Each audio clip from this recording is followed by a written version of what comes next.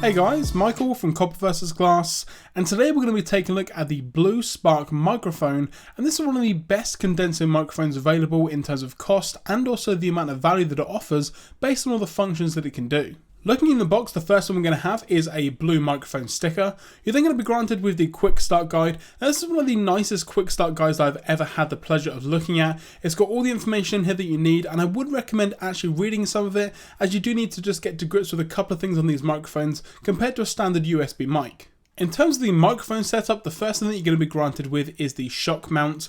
Now, everything with this microphone is really high quality in terms of the way that it's built. You can see here that it's made completely of metal, and it's got the thread here to attach to a microphone stand, which I'll get onto later in the video. And you've also got a handle here to make it a bit easier to actually screw the microphone in, and you can adjust this bit here. So again, if you do need to move the microphone around and just have pretty much any angle that you need, then this is the best way to do it. You can buy separate shock mounts, however the one that comes with the Blue Spark, in my opinion, it's probably the best one to use as it's made specifically for this mic. Next up, we're going to have the blue branded pop filter. This does a really good job at getting rid of some of those pop sounds and also some of those S sounds that you don't really want to have on your recording, and just in general it does a really good job. It's the perfect size for the actual microphone itself, as the microphone head itself isn't actually that large, and it screws directly into the microphone, so you don't need to get anything separate or have a separate pop filter arm. It's all one unit, and it's just really nice once all put together. Next up, we have the actual microphone itself, which comes in this awesome burnt orange color with the chrome accents, which in my opinion looks way better than what I had previously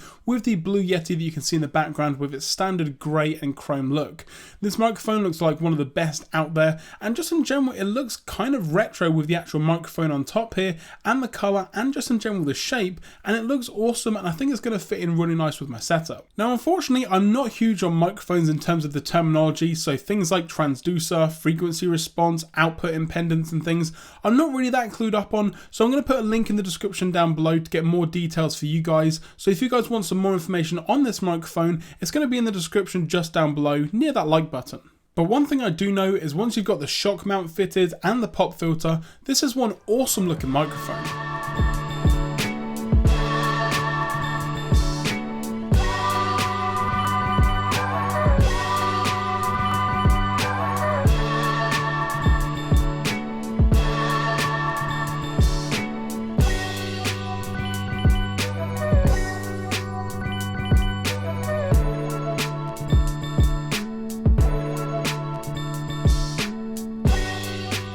Now, something that doesn't come in the box, unfortunately, is any sort of stand or microphone arm. However, I was able to find this one on Amazon for around £12, and there's a bunch on there that you can choose from, but I'll link this specific one in the description down below if you need to pick one up for yourself.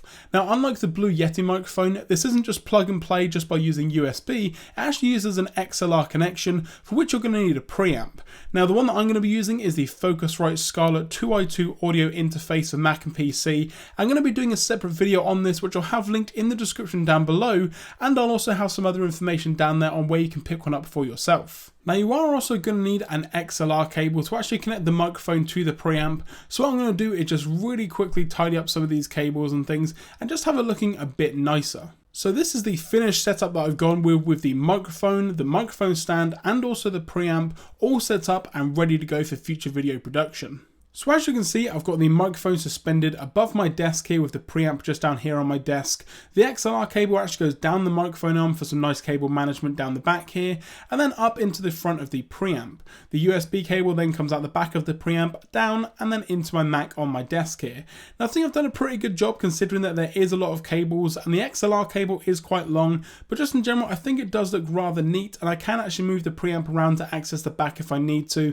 And in terms of the actual microphone arm itself, I've done it in such a way that I can move it around and not actually worry about the XLR cable being pulled or damaged in any way. I've used some cable ties, but I've done it in such a way that allows me to actually move the microphone around so that I can get the optimum position to actually record some audio.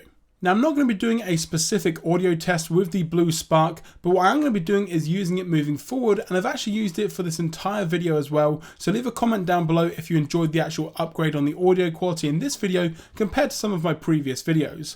I also like the fact that I can move the arm around and actually just have it on my desk when recording videos. I can't tell you the amount of times I've tried to record a video and show you guys a tutorial or a game on my iPhone, for instance, and the Blue Yeti, which is static on my desk, gets in the way, or I have to work around around it and things. So to have the microphone up and out the way is definitely something that I'm going to really enjoy having. And just in general, I like the microphone a lot more than the Blue Yeti. The sound quality from what I've tested myself already sounds awesome, and just in general, it's just a bit of an upgrade from what I was using previously. Now I know it sounds like that I'm being a bit harsh on the Blue Yeti, but that's not the case at all. I've been using the Blue Yeti for around a year and a half here on Copper vs Glass, and it's served me very well and I've really enjoyed using it. It's just personally I wanted to try something a bit different, and I feel that using XLR and just in general this microphone with the preamp just gives me a bit more flexibility in terms of what I want to do. But that is going to do it for this video on the Blue Spark microphone. Now if you guys enjoyed this video, be sure to leave a comment down below as to why, or you can contact me on Twitter at Copper vs Glass.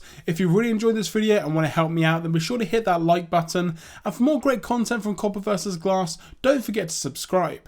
Now this microphone is going to be the one that I'm going to be using moving forward, so again, if you guys want to leave any feedback or comments on how the audio is sounding, then feel free to do so in the comment section down below. Thanks very much for watching. I'm Michael from Copper vs Glass. This is a look at the Blue Spark microphone, and I will catch you guys in the next video.